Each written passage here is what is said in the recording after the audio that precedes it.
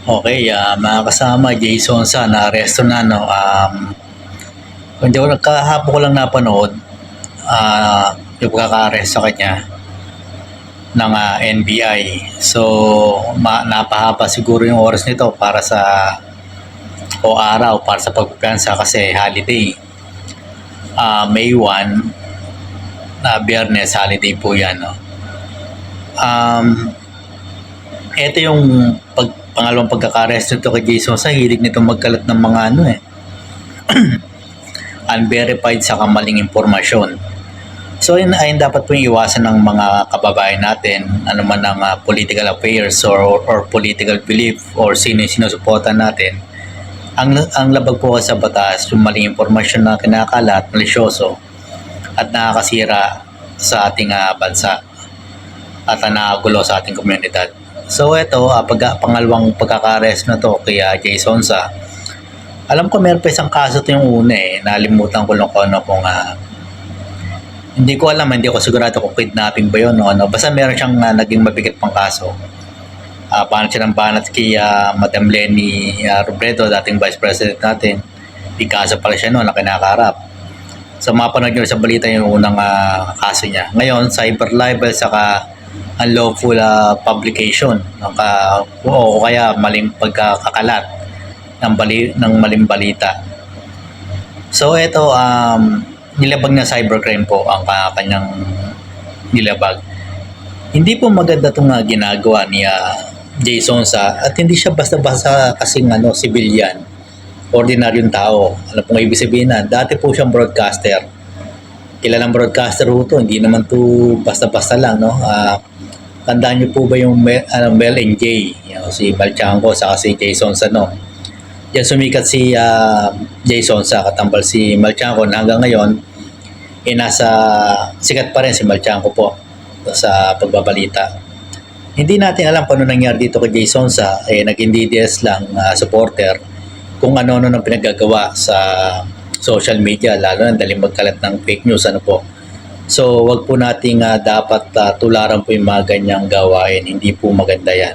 Inuulit ko po sa mga gagawa na o gagawa pa lang, mag-isip po kayo mabuti. Hindi po biro yung mga aresto sa cyber libel, sa mali pagkakalat ng balita. Ito yung pagkakabunsod ng pagkaka-publication nitong si Jason sa ating Pangulong Bongbong Marcos na malapit na mamatay, may pinakita pa atang peke o meron siyang pinost na parang dokumento nagpapakita ata na maluba ng presidente, mga ganyan.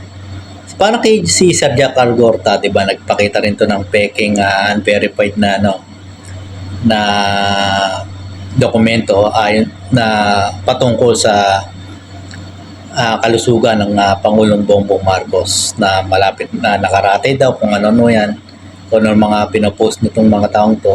Sabi, ayon sa mga kumakalat sa social media,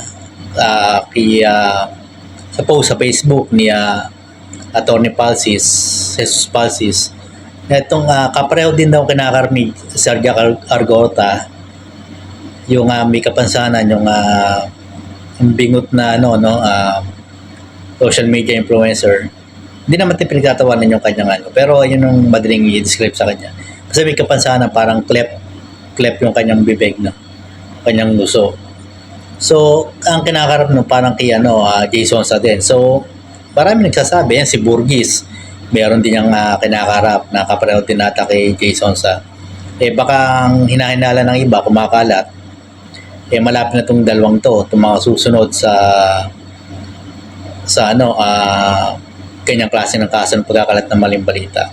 Malisyosong napanirang impormasyon. So, ito, sana maging aral po ito sa mga nagbabalak gumawa ng ganyan. Hindi po biro yan. At sasabihin nyo naman, namumulitika. Hindi po pamumulitika yan kasi peke at maling impormasyon ay kinakalat. Talagang labago sa batas yan.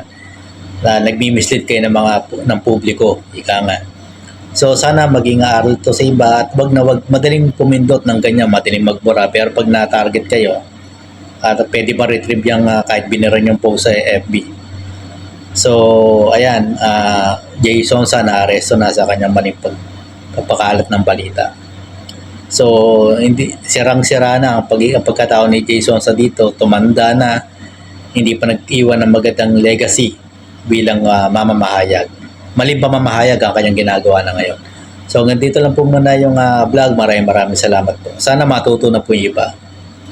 At huwag gumawa ng maling gawain, lalo-lalo na social media.